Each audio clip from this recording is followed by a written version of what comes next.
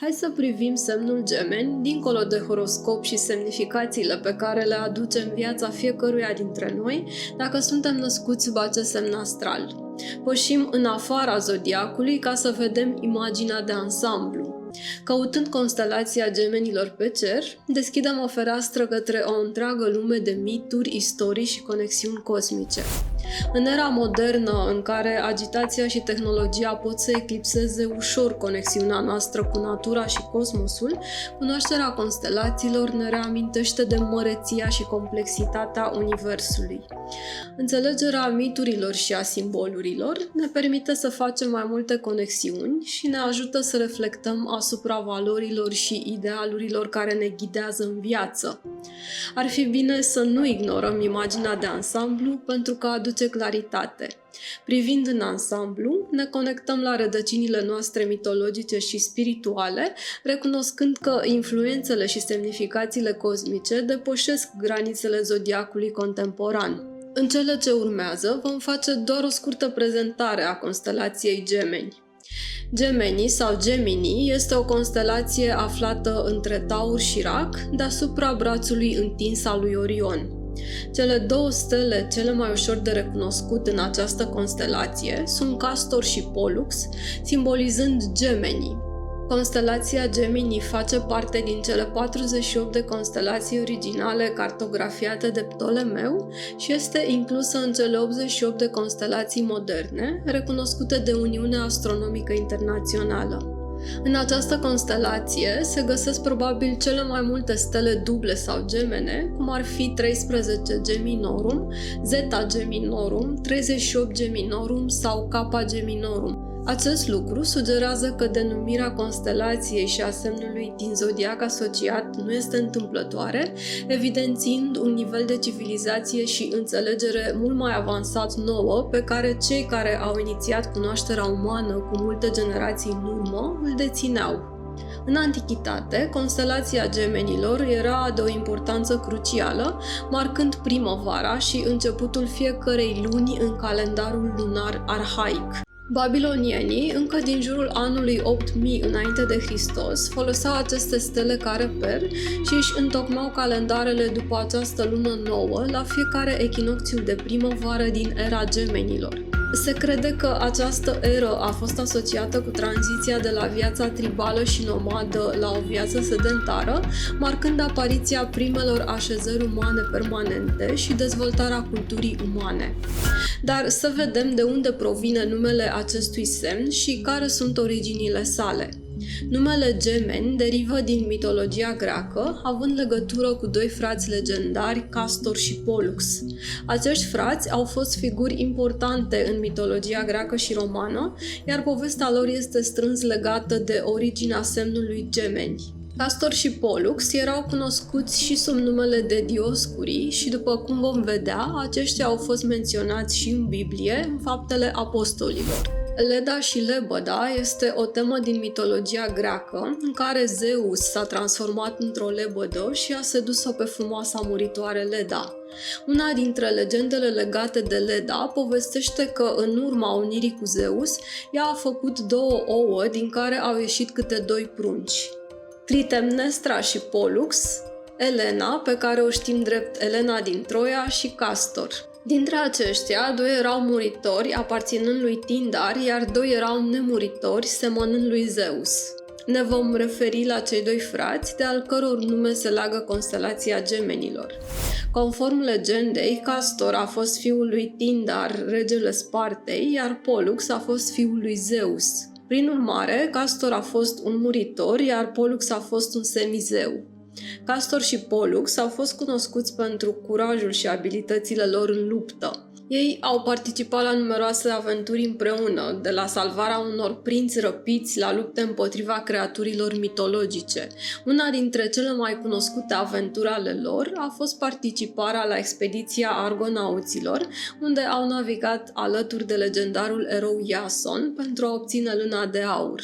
După moartea lui Castor într-o luptă, Pollux a fost devastat de pierderea fratelui său și a cerut lui Zeus să-l readucă pe Castor înapoi la viață.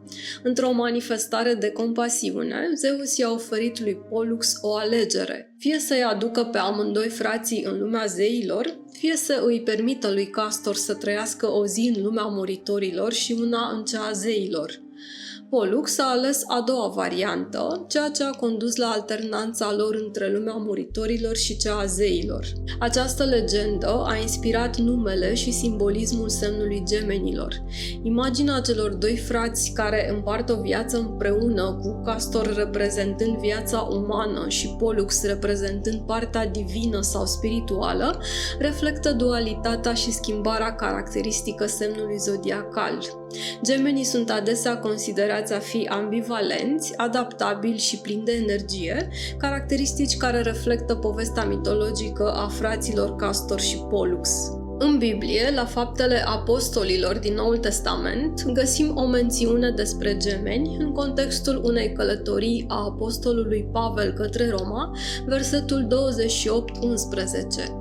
Citez: După o ședere de 3 luni, am pornit cu o corabie din Alexandria care iernase în ostrov și care purta semnul Dioscurilor. Am încheiat citatul. Corăbile, în special cele care navigau pe mările agitate ale Mediteranei, purtau simboluri și amulete pentru a încerca să-și asigure siguranța în fața pericolelor naturii. Referința la gemeni în Faptele Apostolilor subliniază că ideea de gemeni divini era comună în epoca respectivă și că mitologia greacă și romană a avut o influență puternică asupra culturii și tradițiilor din acea perioadă. Mai mult decât atât, mențiunea poate fi interpretată ca un simbol al protecției divine și al călăuzirii în timpul călătoriilor spirituale sau fizice. Faptul că semnul Dioscurilor apare în Faptele Apostolilor subliniază conexiunea dintre tradițiile și credințele antice și spiritualitatea creștină timpurie. Mitul legendar al fraților Romulus și Remus, fondatorii Romei, este de asemenea legat de constelația gemenilor, iar momentul punerii pietrei de temelie a Romei a coincis cu tranzitul nodului nord al lunii prin steaua fixă Megbuda. La sfârșitul secolului al XX-lea, datorită precesiei echinocțiilor, gemenii nu mai semnifică începutul anului, ci a 3-a lună, conform calendarului care consideră prima lună nouă după echinocțiul de primăvară drept an nou. În tradiția ezoterică se acordă o atenție deosebită celor numiți azvini, respectiv Nasatya și Dasra, cunoscuți în spiritualitatea hindusă, drept cuplul celor doi vindecători divini. Ei sunt considerați atât entități spirituale înalte, cât și ființe umane care au realizat acte de vindecare remarcabile în lumea fizică, acțiuni de vindecare care depășesc cu mult, inclusiv realizările medicinii actuale. Simbolismul lor complex a contribuit la extinderea semnificației constelației gemenilor.